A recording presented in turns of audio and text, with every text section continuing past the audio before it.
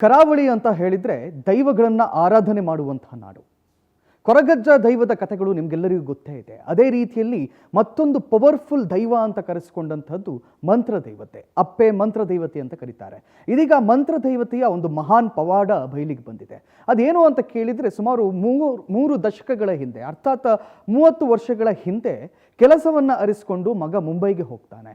ಪತ್ರಗಳ ಮೂಲಕ ಮನೆಯಲ್ಲಿ ಸಂಪರ್ಕವನ್ನು ಹೊಂದಿರ್ತಾನೆ. ಆದರೆ ಕಾಲಕ್ರಮೇಣ ಸಂಪರ್ಕ ಅನ್ನೋದು ನಿಲ್ಲುತ್ತೆ.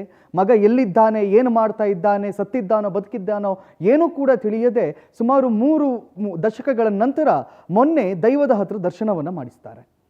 ಮಂತ್ರದೇವತೆ ಹತ್ರ ದರ್ಶನವನ್ನು ಮಾಡಿ, ನನ್ನ ಮಗ ಚಂದ್ರಶೇಖರ ಬದುಕಿದ್ದಾನೋ ಇಲ್ವೋ ನಮಗೆ ಗೊತ್ತಿಲ್ಲ, ಅವನು ಎಲ್ಲಿದ್ರೂ ಕೂಡ ಮನೆಗೆ ಬರುವಂತೆ ದಯವಿಟ್ಟು ಅನುಗ್ರಹಿಸುವಂಥ ದೇವತೆ ಹತ್ರ ಕೇಳ್ತಾರೆ. ಮಂತ್ರದೇವತೆ ಹೇಳುತ್ತೆ, ಇನ್ನು 1 ವರ್ಷದ ಒಳಗಾಗಿ ನಿಮ್ಮ ಮಗ ನಿಮ್ಮನ್ನು ಸೇರುವಂತೆ ಮಾಡ್ತೇವೆ, ನಿನ್ನ ಮಗ ಬದುಕಿದ್ದಾನೆ ಅಂತ ಹೇಳ್ತಾರೆ. ಸೊ ಅದು ಮಹಾಪವಾಡ ಅನ್ನುವಂತೆ ಇದೀಗ 1 ವರ್ಷದ ಒಳಗಾಗಿ ಮಗ ಮನೆಯನ್ನು ಸೇರ್ಕೊಂಡಿದ್ದಾನೆ.